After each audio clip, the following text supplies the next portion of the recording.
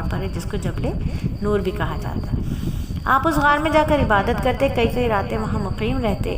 جب توشہ ختم ہو جاتا تو واپس گھر آتے، اما خدیجہ سے مزید کچھ دنوں کا توشہ لے جاتے۔ یا آپ اسی غار میں تھے کہ اچانک حضرت جبرائیل علیہ السلام آپ کے پاس وحی لے کر پہنچے اور فرمایا اقرا۔ آپ نے کہا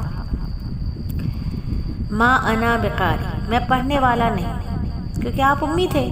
اس پر جبرائیل علیہ السلام نے آپ کو اپنی آغوش میں لے کر پوری قوت سے دبایا، آپ کو تکلیف ہونے لگی، پھر فرمایا اقرا۔